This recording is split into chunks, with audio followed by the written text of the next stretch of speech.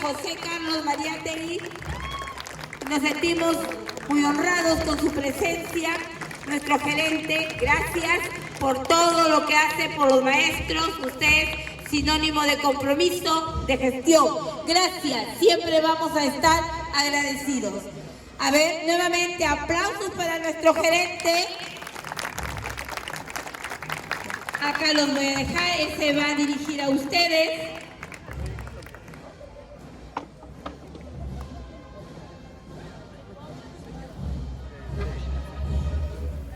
Director, buenas noches. Bueno, acá estamos del equipo de Devida, muchas gracias por apoyarnos en la gestión. Tenemos personal muy comprometido y es importante que nosotros estemos también conversando con ustedes porque tenemos que conocer también sus necesidades. El día de hoy con nuestro especialista, el doctor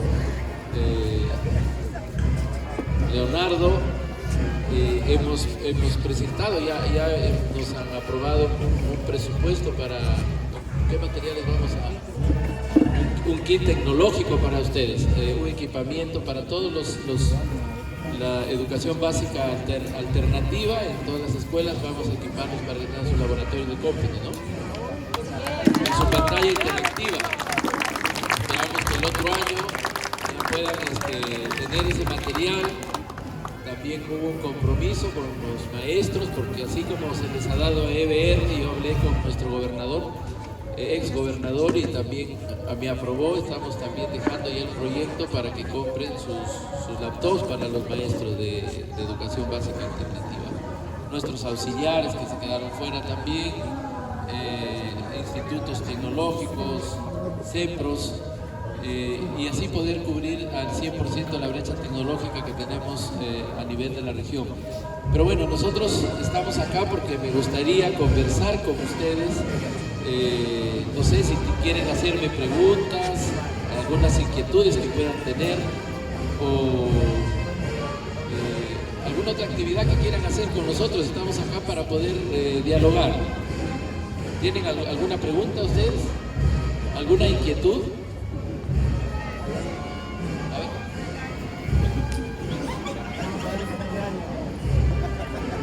¿Cómo va a pasar de año? Estudiando.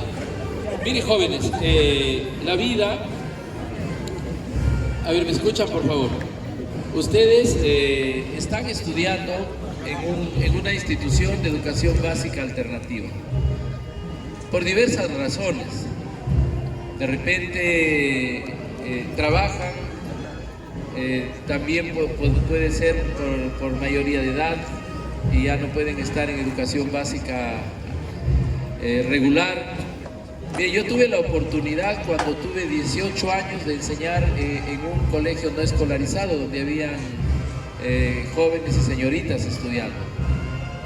Me dieron la oportunidad para enseñar ahí y no era tan fácil, pero luego que ya hicimos amistad, porque yo era muy joven, era igual que los estudiantes en edad aproximadamente, y logramos interactuar muy bien. Y miren, la idea o las cosas en nuestra vida siempre se inician en nuestra mente, así que nosotros tenemos que pensar de manera positiva.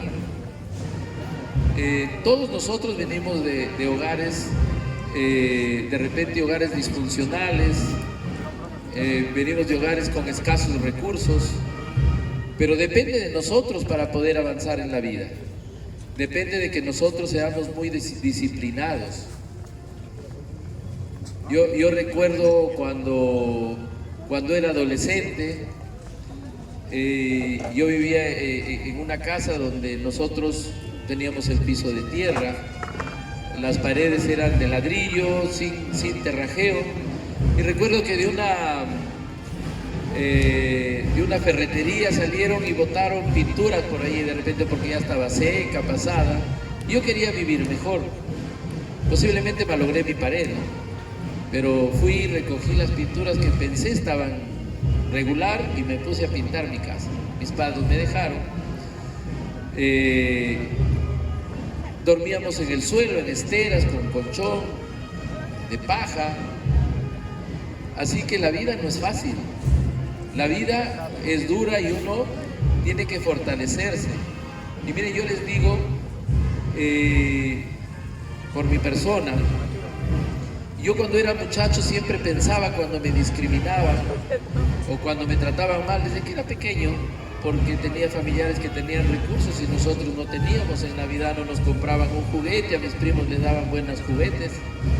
Y siempre yo en mi cabeza pensaba, yo voy a ser algún día mejor que toda mi familia. Y eso lo pensaba hasta grande.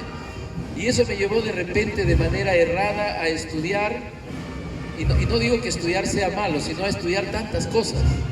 Porque como quería ser mejor, me sentía posiblemente por la precariedad, la pobreza, me sentía inferior. Y me puse a estudiar. Me acuerdo que me venía acá al Instituto Manuel González Prada, estudiaba contabilidad, me venía caminando desde Trujillo porque no tenía para los pasajes. Estudié contabilidad ahí, mi padre luego me pusieron en el Instituto San Luis, estudié computación, me fui a la universidad a estudiar ingeniería, becado porque tenía buenas notas, y seguí estudiando otra cosa, me fui a estudiar educación. A la fecha tengo 7 carreras profesionales, porque me dediqué a estudiar, que ahora a mi edad pienso que he estudiado, a veces pienso y digo, estudié por las puras porque no ejerzo lo que estudié. Me puse a estudiar maestrías, 4 maestrías, 2 doctorados, más de 20 diplomados, pero lo hacía, digamos, por mi objetivo que tenía desde muchacho. Finalmente a mi edad, digamos cuando ya tenía unos 30, 35 años, ya no veía las cosas así.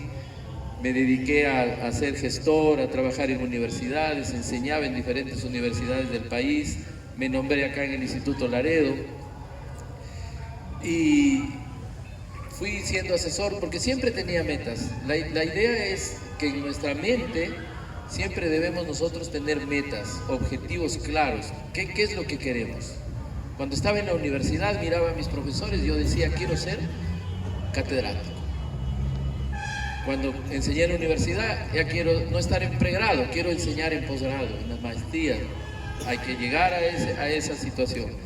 Quería ser consultor, he sido consultor de muchos gobiernos locales, gobiernos regionales, asesor de gobernadores.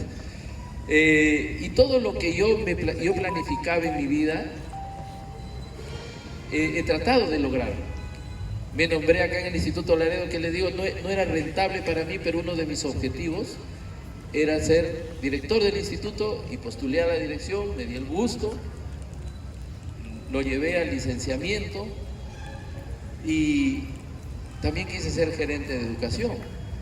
Ahora lo soy, quizás los años han pasado y quizás por mi carácter, porque nunca he agachado la cabeza, no avancé más porque no me gusta estar a los jefes soboneándolos, porque siempre cuando no me gustaba algo renunciaba al trabajo y me iba.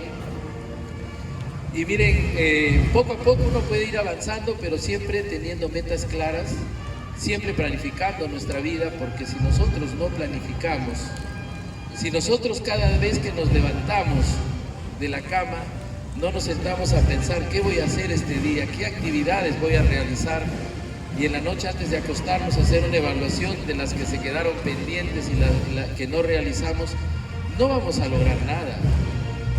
Y si nosotros no hacemos primero lo primero, ahí su compañero dijo, ¿qué podemos hacer para aprobar? Y justamente es estudiar, no solamente divertirnos, pensar en el placer, porque nosotros los seres humanos tenemos centros en nuestra vida. Nos centramos en los seres que queremos, por ejemplo, nos centramos en el placer, nos centramos en la diversión, nos centramos en mirar televisión, pero a algo le damos más importancia y le damos más tiempo. Pero hay que darle tiempo a lo que nos va a desarrollar, a lo que nos va a hacer llegar más allá de lo que queremos. Y todo lo que queremos empieza en nuestra mente y se va construyendo. Miren, Walt Disney, un muchacho que tenía la idea de hacer sus dibujos animados. Ustedes lo han visto, los dibujos, ¿no? Entonces prestó dinero y se ponía a trabajar, y cuando no tenía para pagarlo le dijo a la persona que le había prestado el dinero que sea su socio, y él le dijo que no, porque no confiaba en él. Y miren cuánto pudo crecer, y de la noche a la mañana se volvió un hombre multimillonario. ¿Por qué? Porque le daba tiempo a lo que él quería, porque hacía lo que a él más le gustaba. Steven Spielberg, por ejemplo, el que hace las películas E.T., ¿han visto? Igual, ¿no? Un productor de cine que se iba porque no tenía plata para estudiar o ir a las mejores universidades, buscaba irse a donde filmaban las películas, y para que lo dejen mirar aplicaba la estrategia de decirle a su madre que le prepare sándwich para que le entregue a los camarógrafos y lo dejen sentarse a mirar. ¿Y de quién aprendía él? De los mejores.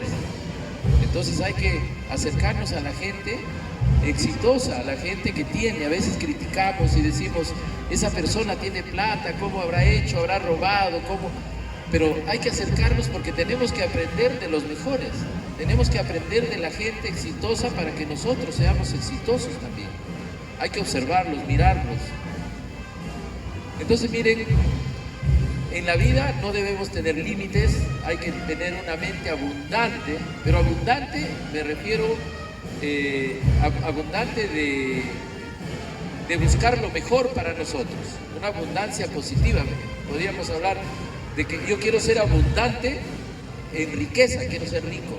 Hay que pensarlo, hay que pensar como rico, porque si yo pienso como pobre, voy a ser pobre toda la vida, porque todo está acá. ¿A qué me refiero? Que todos somos abundantes. Podemos ser abundantes en enfermedad, podemos ser abundantes en pobreza, podemos ser abundantes en diversión, pero también podemos ser abundantes en estudiar, porque la riqueza no solamente es dinero, propiedades, carros, la riqueza también es la parte intelectual. Cuando uno tiene mucho conocimiento, nos necesitan los ricos para poder asesorarlos, para que nosotros podamos dirigir sus empresas, ¿o no es así? Entonces tenemos que esforzarnos y estudiar. Y no terminé lo que les quería decir hace un momento. Nuestra necesidad que tenemos, la precariedad que tenemos, porque nosotros, el destino nos hizo nacer de repente en un hogar con escasos recursos, eso debe ser la fortaleza interna que debemos tener para crecer y para salir adelante.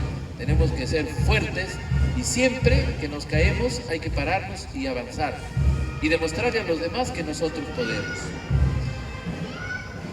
No quiero cansarlos, nos están esperando en otra escuela, y venía a conversar un momento con ustedes para conocer también cómo es que van estudiando acá en esta institución educativa, y agradecer al director y a los maestros por dar su tiempo para que ustedes también puedan aprender y tengan las oportunidades que tienen otras personas. Y siempre piensen que ustedes pueden conquistar el mundo siempre y cuando sean disciplinados y hagan lo que tienen que hacer. Y tengan liderazgo personal, que son 3 cosas para tener liderazgo personal. Hay que ser proactivo, hay que tener un fin en mente, y hay que hacer primero lo primero.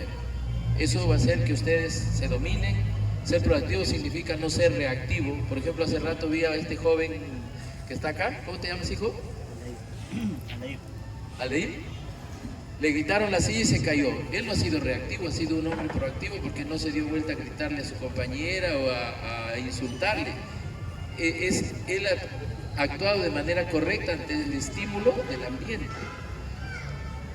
Y esas personas pueden avanzar más en la vida porque toman decisiones de manera racional, no de manera irracional o de repente por emociones, porque nosotros tenemos 3 tipos de cerebro: el cerebro racional, el cerebro límbico, que nos hace actuar por emociones, yo me enojo y soy reactivo, ¿no? O el cerebro reptílico. Entonces miren, eso es ser proactivo. Cuando hablamos de tener un fin en mente, yo les decía, hay que hacer primero lo primero. Si yo tengo que estudiar, tengo que estudiar. Si me dicen vamos a divertirnos o quiero mirar televisión por más ganas que tengo, yo tengo que decir mañana es mi examen y me pongo a estudiar. Hay que hacer primero, lo que nos va a permitir avanzar. Y tener un fin en mente es que nosotros debemos planificar, debemos siempre pensar qué es lo que tenemos que hacer. Eso, cuando ya nosotros tenemos ese liderazgo personal, ya debemos pensar en convertirnos en líderes de los demás. Porque si ustedes no se dominan ustedes mismos, no van a poder liderar al resto. ¿Y cuáles son los principios ahí? Por ejemplo, tenemos que pensar en ganar, ganar. Yo gano, tú ganas, ¿qué genera? Genera confianza, ¿verdad?